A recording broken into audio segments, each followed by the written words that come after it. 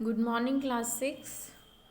In last video we have studied about leaves और हमने वेनिशंस के बारे में पढ़ा था, रेटिकुलेट वेनिशन और पैरेलल वेनिशन. आज हम लीफ में होने वाले एक प्रोसेस के बारे में पढ़ेंगे, एक फिनोमिना के बारे में पढ़ेंगे जिसे हम बोलते हैं ट्रांसपिरेशन. यहाँ पर आप एक एक्टिविटी के तौर पे ये पिक्चर देख रहे हैं.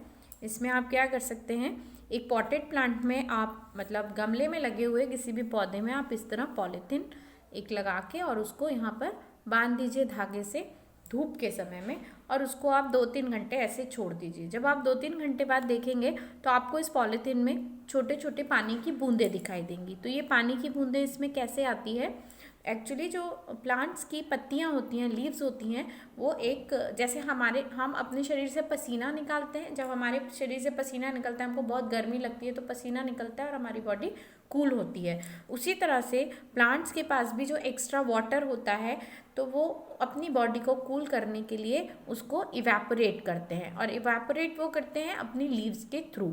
इस प्रोसेस को बोलते हैं ट्रांसपीरेशन. ट्रांसपीरेशन एक प्रोसेस है जिसमें प्लांट्स अपने एक्सेस वाटर को इवेपोरेट करते हैं और हवा में पहुंचाते हैं. इसके अलावा लीव्स फोटोसिंथेसिस करती हैं. ये तो सब आपको भी पता ही होगा, आपने अपनी जो पुरानी क्लासेस थी, प्रीवियस क्लासेस थी, 4th-5th में पढ़ा होगा कि जो प्लांट्स हैं वो सनलाइट की प्रेजेंस में अपना फूड बनाते हैं. उनमें जो ग्रीन लीव्स होती हैं वो क्लोरोफिल और सनलाइट की मदद से फूड प्रिपेयर करने का काम करती हैं. उसे बोलते हैं photosynthesis. Now we will study about roots. Roots आपको पता है बहुत इंपॉर्टेंट पार्ट है प्लांट का.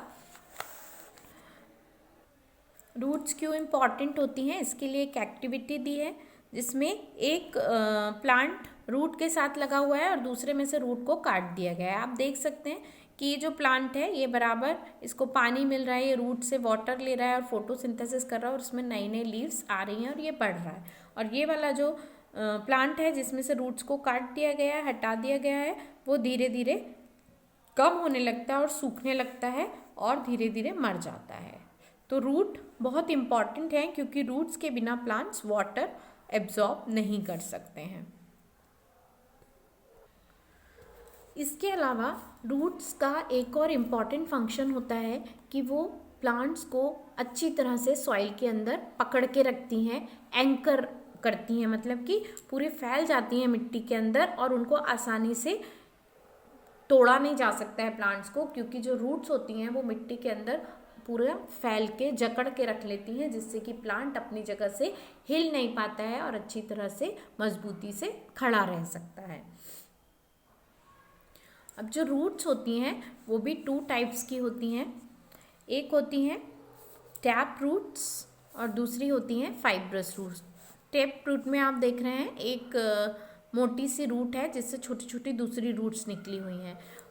ये जो मोटी रूट है इसे मेन रूट बोलते हैं और जो छोटी छोटी रूट्स इससे निकली हुई हैं वो लैटरल रूट्स कहलाती हैं. और यहाँ पर जो फाइब्रस रूट होती है उसमें एक ही जगह से बहुत सारी ढेर सारी रूट्स निकली होती हैं और फैली होती हैं. You can see here the tap root. इसमें एक ऐसे मोटा सा मेन रूट होता है और उससे छोटे छोटे बारीक बारीक जो मिट्टी में फैली होती हैं ये छोटी छोटी रूट्स निकली होती हैं जिन्हें लैटरल रूट्स कहते हैं. जनरली जो ज़्यादातर ट्रीज होते हैं, बड़े प्लांट्स होते हैं, उनमें ये टैप रूट पाई जाती है. और जो ग्रासेस होती हैं, घास, गेहूँ, चावल, ये जो ग्रासेस होते हैं बहुत छोटे छोटे प्लांट्स वाले जिनमें लंबी लंबी पत्तियां होती हैं जनरली, उनमें जो रूट पाई जाती है वो फाइब्रस रूट होती है. अब मैंने आपको बताया था कि हम रूट और जो लीफ वेनेशन के बारे में हमने पढ़ा था उनका क्या रिलेशन होता है या वो कैसे पता चलती है. अब किसी प्लांट में नीचे रूट रहती है, हमको दिखाई तो देती नहीं है, तो हमको कैसे पता चलेगा कि इस प्लांट की रूट टैप रूट होगी और या किसी प्लांट की रूट फाइब्रस होगी. तो ये हम उसकी पत्तियों को देख के बता सकते हैं. अगर उसकी लीव्स में, पत्तियों में रेटिकुलेट वेनेशन है तो उसमें टैप रूट होगी, ठीक है. और अगर किसी पेड़ की पत्तियों में, लीव्स में पैरेलल वेनेशन है, सिर्फ लंबी लंबी लाइनों वाला वेनेशन है, तो उसकी जो रूट्स होंगी वो फाइब्रस रूट होंगी। तो ये आप किसी भी प्लांट को ऊपर से देखकर पता लगा सकते हैं कि उसकी रूट्स, उसमें कैसे टाइप की रूट्स पाई जाएंगी। प्लांट का एक और इम्पॉर्टेंट पार्ट है, दैट इज फ्लावर। फ्लावर के पार्ट्स पढ़ेंगे हम अब। फ्लावर में ये जो कलरफुल पार्ट्स होते हैं, जो कोई भी कलर के हों, पिंक होता है, रेड होता है, येलो होते हैं, तो इसको बोलते हैं पेटल्स। ठीक है। और यहाँ पर आपको ये छोटे छोटे जब जहाँ भी फूल जहाँ से उसकी पंखुड़ियाँ खिलती हैं, या ये जो होता है ग्रीन छोटा सा पार्ट होता है लीफ जैसा, इसको बोलते हैं सेपल। पेटल एंड सेपल, ये दो इम्पॉर्टेंट पार्ट होते हैं जो हमें बाहर से दिखाई देते हैं। अगर हम इसको और अंदर की तरफ देखने जाएं तो हमें बहुत सारे पार्ट्स दिखाई देते हैं। We can see important parts of plant here. इसको अगर आप चाहें तो देख भी सकते हैं। जो गुड़हल का फूल होता है, रेड कलर का गुड़हल का जो फूल होता है, उसकी अगर आप एक पंखुड़ी को धीरे से हटाएंगे तो आप ये सारे पार्ट्स बहुत इजीली और अच्छी तरह से उसमें देख पाएंगे, क्योंकि उसमें ये सारे पार्ट्स काफ़ी अच्छे प्रोमिनेंट तरीके से अरेंज होते हैं। यहाँ पर आप पेटल्स और सेपल्स तो हमने समझ लिया। अब आप देखेंगे कि ऐसे लंबे लंबे फिलामेंट जैसे होते हैं और उसके ऊपर येलो येलो कलर के पिगमेंटेड पार्ट्स होते हैं, इसको हम बोलते हैं एंथर। ठीक है। इसका जो नीचे का पार्ट होता है ये स्टेमन कहलाता है और ऊपर का पार्ट एंथर कहलाता है। और उसके बाद बिल्कुल सेंटर में एक पार्ट होता है, यहाँ पे एक फूला हुआ पार्ट होता है और उसके ऊपर एक पार्ट गया होता है जो कि ऊपर से कुछ इस तरह का दिखाई देता है। ठीक है। तो ये जो ऊपर का पार्ट होता है, दिस इज कॉल्ड स्टिग्मा। इसकी जो डंडी होती है, दिस इज कॉल्ड स्टाइल। और जो ये फूला हुआ पार्ट होता है, इसको कहते हैं ओवरी। और ये तीनों को मिलाकर बोला जाता है पिस्टिल। ये फ्लावर का फीमेल पार्ट होता है। और जो हमने स्टेमन पढ़ा था अभी, स्टेमन और एंथर, इसको बोलते हैं स्टेमन और एंथर। ये जो पार्ट होता है इसको स्टेमन बोला जाता है। इसकी जो डंडी होती है स्टेमन की, वो होती है फिलामेंट, और इसका जो ऊपर का पार्ट होता है वो होता है एंथर। तो ये फ्लावर का मेल पार्ट होता है, ये मेल पार्ट होता है और ये फीमेल पार्ट होता है।